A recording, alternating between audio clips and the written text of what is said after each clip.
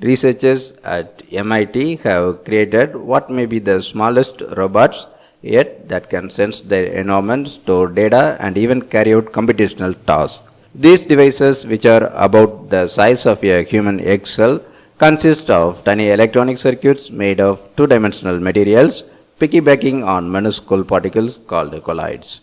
Colloids, which insoluble particles or molecules anywhere from a billionth to a millionth of a meter across, are so small they can stay suspended indefinitely in a liquid or even in air. By coupling these tiny objects to complex circuitry, the researchers hope to lay the groundwork for devices that could be disposed to carry out diagnostic journeys through anything from the human digestive system to oil and gas pipelines, or perhaps to waft through air to measure compounds inside a chemical processor or refinery. Colloids can access environments and travel in ways that other materials can't. Dust particles, for example, can float indefinitely in the air because they are small enough that the random motions imparted by colliding air molecules are stronger than the pull of gravity. Similarly, colloids suspended in liquid will never settle out.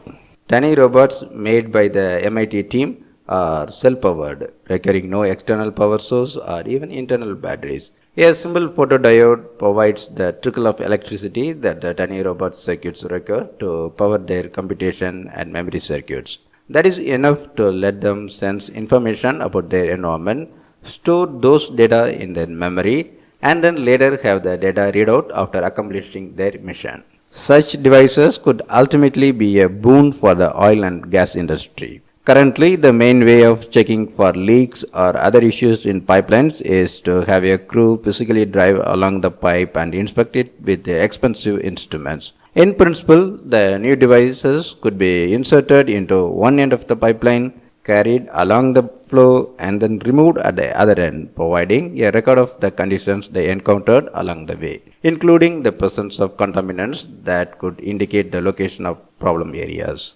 The initial proof of concept devices didn't have a timing circuit that would indicate the location of particular data readings, but adding that is part of ongoing work. Similarly, such particles could potentially be used for diagnostic purposes in the body, for example, to pass through the digestive tract searching for signs of inflammation or other disease indicator.